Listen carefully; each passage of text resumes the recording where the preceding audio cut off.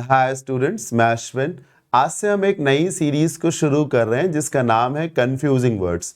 आप बहुत सारी बुक्स में इसे होमोफोन्स के नाम से, होमोनिम्स के नाम से और कई बुक्स में आप इसे वर्ड्स ऑफन कंफ्यूज्ड के नाम से भी देख सकते हैं। कंफ्यूजिंग वर्ड्स में क्या होता है और ये कहाँ पूछे जाते हैं, इन बातों को पहले समझ लेते हैं। बेसिकली कंफ्यूजिंग वर्ड्स कहाँ पूछे जाते हैं, ये आपको सिनोनिम्स एंटोनिम्स मिल सकते हैं, ये आपको फिल इन द ब्लैंक्स में, क्लोज टेस्ट में, सेंटेंस इम्प्रूवमेंट में, और कई बार तो ये आपको स्पॉटिंग एरर्स में भी मिल सकते हैं। कंफ्यूजिंग वर्ड्स होते क्या हैं, तो सुनिएगा।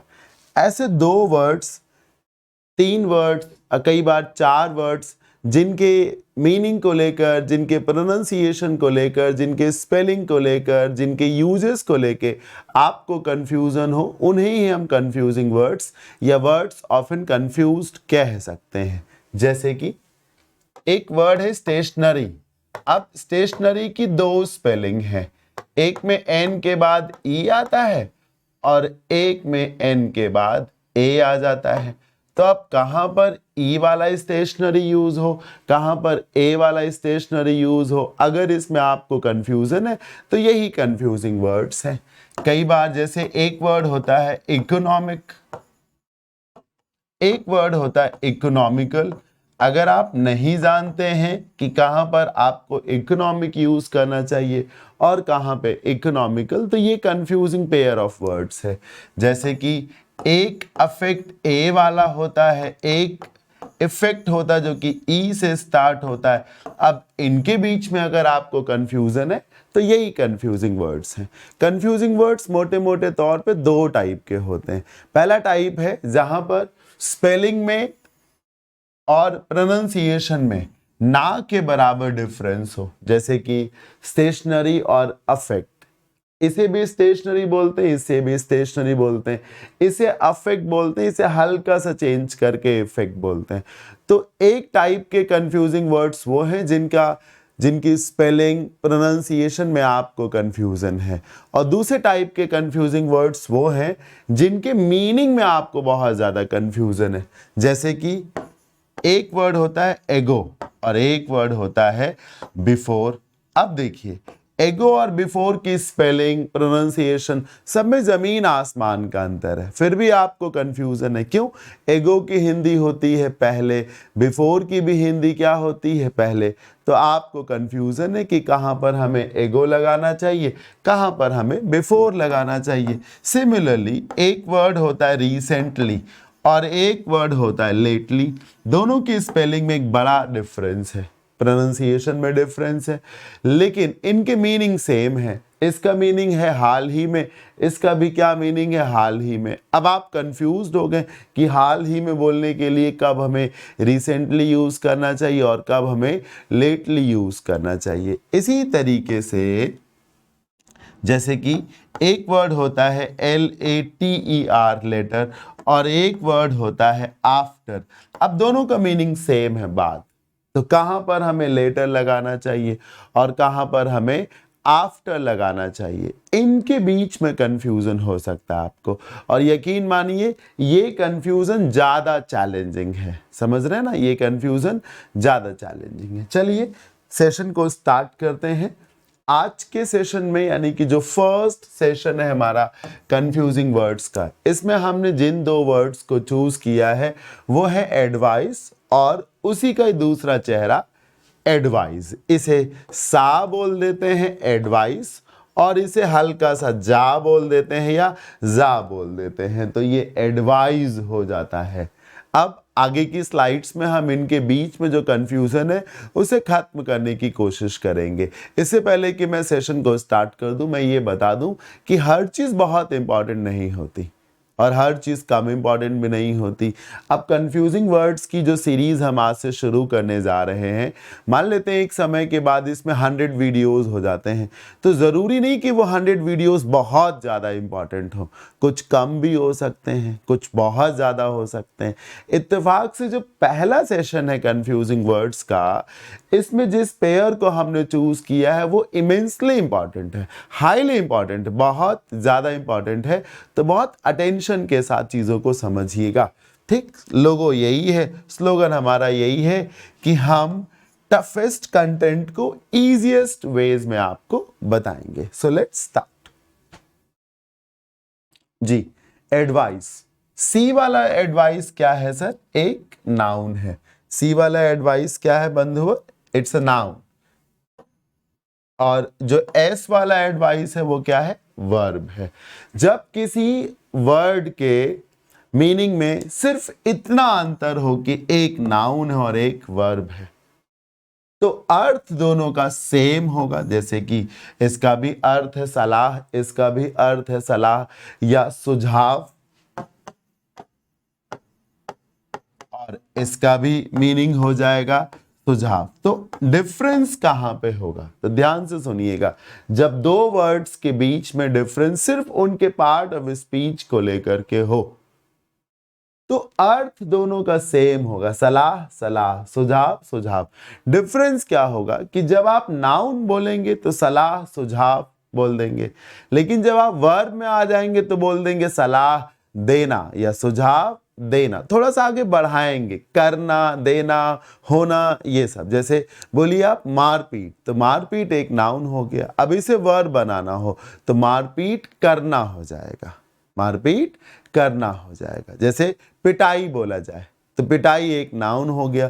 कल को इसे वर्ब बनाना है तो हिंदी हो जाएगी पिटाई करना। क्या हो जाएगा? पिटाई करना। ये एक डिफरेंस हो जाता है। जैसे कि आपने बोला जीत, तो जीत एक नाउन हो गया। अब जब कल को ये वर्ब बन जाएगा तो इसकी हिंदी हो जाएगी जीत दर्ज करना या जीत जाना या जीतना। ये एक मूवमेंट आ जाएगा उसमें। कहते भी है ना कि कार्य का होना ही क्रिया है। Verb means action. जैसे ही कोई टास्क है तो वो नाउन है, और जैसे वो टास्क ऐसे देखिए, ऐसे ऐसे देखिए चलने लगा ना, अब ये क्या हो गया? वर्ब हो गया। ये डिफरेंस है। अच्छा, चूंकि एडवाइस ये जो एस वाला है ये एक वर्ब है। क्या है? वर्ब है। तो वर्ब होने के नाते इसकी अपनी फॉर्म्स होंगी। तो फॉर्म्स क्या है? सिंपल, ईडी लगा देना है आपको और कुछ नहीं करना है। अब ये जो नाउन है, नाउन दो टाइप के होते हैं, एक काउंटेबल और अनकाउंटेबल। तो अगर नाउन काउंटेबल हो तो वो सिंगुलर और प्लूरल दोनों हो सकता है, अनकाउंटेबल हो तो केवल सिंगुलर होगा। इत्तेफाक से जो एडवाइस है वो एक अनकाउंटेबल नाउन है। कैसा नाउन है सर? अनकाउंटेबल नाउन है। तो जब ये एक अनकाउंटेबल नाउन हुआ तो फिर ये कैसा होगा? हमेशा सिंगुलर होगा। ठीक, अब जब ये अनकाउंटेबल है तो आपको इस बात का ध्यान रखना है कि एडवाइस की प्लूरल फॉर्म का इस्तेमाल ना करें। आप इस बात का ध्यान रखें कि एडवाइसेस नहीं होता। मैं एक बात और बता दूं कि एक यूज है एडवाइसेस, वहां आता है, पर वो आपके पेपर में नहीं आता। तो आपको क्या समझना है कि एडवाइस जो कि एक अनकाउंटेबल नाउन है, जिसकी हिंदी है सलाह या सुझाव, उसकी प्लूरल फॉर्म नहीं बनने देनी है आपको, बिल्कुल नहीं बनने देनी है। एक बड़ी बात मैं आपको बताऊं, कोई बड़ी बात नहीं है कि आपको ये पता चल गया कि ये नाउन है, ये वर्ब है। बुक्स में भी गिवन है, तमाम यूट्यूब पे टीचर्स बताते रहते हैं। मजा तो तब आएगा जब आप इसे याद रख ले जाएं हमेशा के लिए। याद कैसे रखेंगे? मेरे पास एक ट्रिक है, उस ट्रिक का आप इस्तेमाल करिए।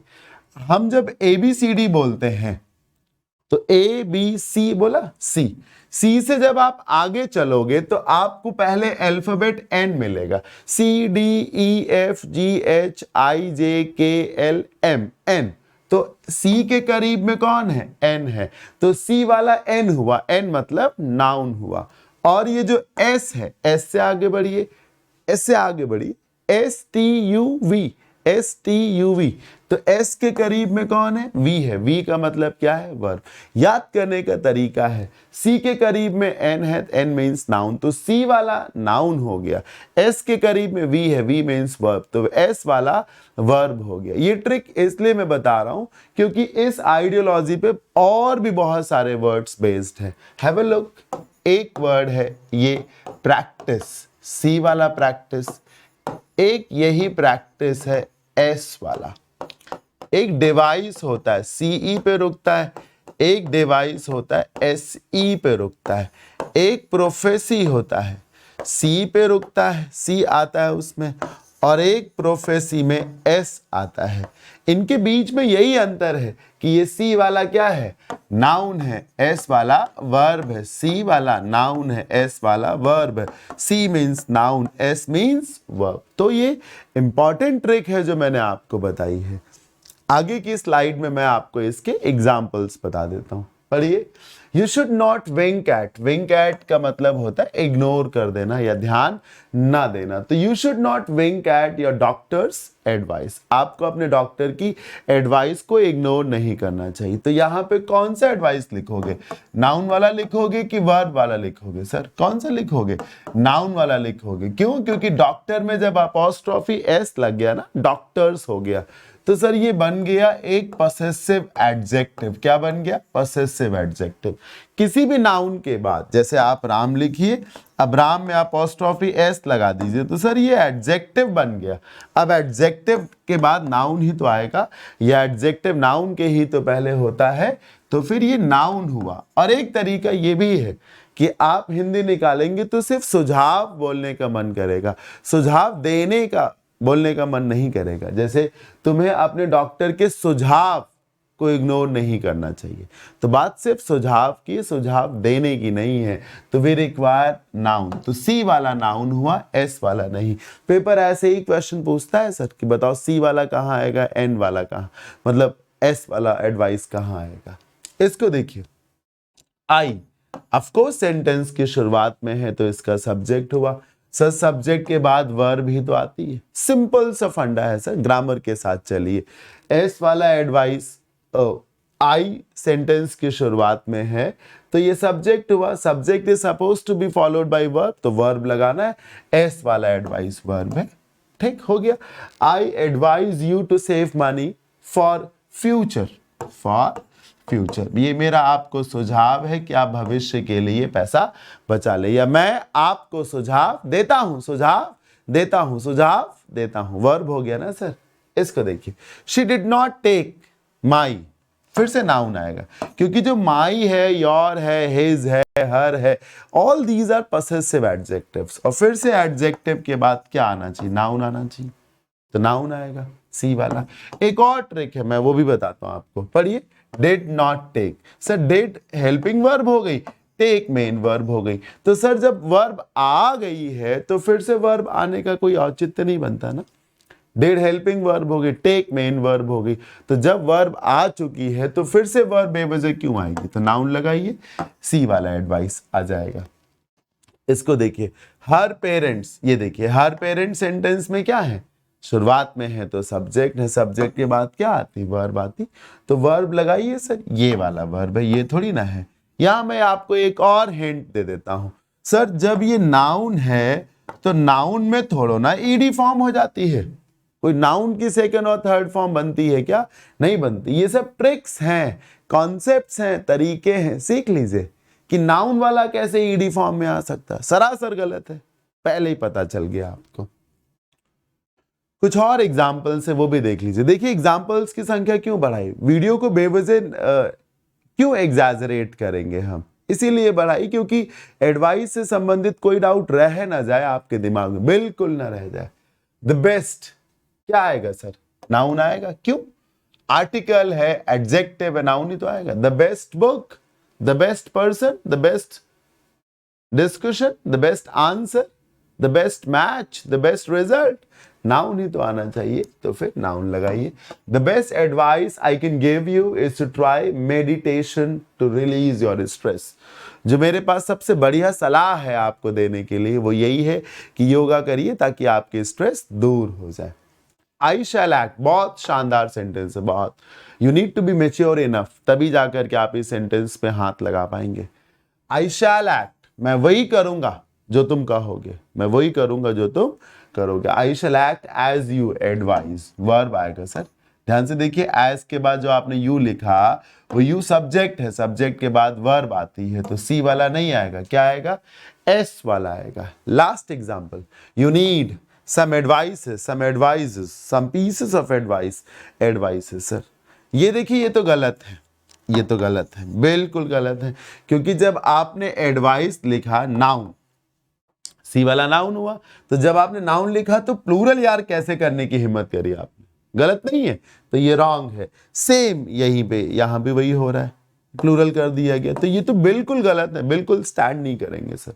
अब इसको देखिए, सम एडवाइसेस, सर देखिए यू सब्जेक्ट है, नीड वर्ब है, अब नाउन रखिए सर, फिर सम के बाद नाउन रखिए, ये तो वर्ब है ना, वर्ब है, ठीक। तो क्या कर दिए, सम पीसेस ऑफ एडवाइस। आपको मैंने बताया था in the very first slide कि एडवाइस जब नाउन है तो वो अनकाउंटेबल है, अनकाउंटेबल है तो ईएस नहीं लगाएगा, प्लूरल नहीं होगा, तो सम पीसेस ऑफ एडवाइस हो सकता है, some pieces of advice. Hopefully आप सभी ने सेशन को ज़रूर एंजॉय किया होगा। अपना अपना फीडबैक ज़रूर दीजिएगा, बताइएगा कैसा लगा, कितना अच्छा लगा, क्या खास लगा, उसे कमेंट के माध्यम से ज़रूर बताइएगा। सेशन को लाइक करिएगा, और आपने अप्रिशिएट किया अगर, तो इस सीरीज़ को हम जारी रखेंगे, बिल्कुल कंटिन्यू रखेंगे। जिन भी स्टूडेंट को मेरा ऑनलाइन बैच लेना है English grammar vocab and comprehension का, वो इस नंबर पे कांटेक्ट कर सकते हैं। अगर आप मेरे से ऑफलाइन कोचिंग करने में इंटरेस्टेड हैं तो मेरी कोचिंग जो है आलमबाग लखनऊ में है, फिनिक्स मॉल के पास में। आज के इस पहले सेशन में इतना ही। Thank you so much. खुश रहिए, मौज करिए, पढ़ते रहिए। जय भोलेनाथ, जय शिव शंकर।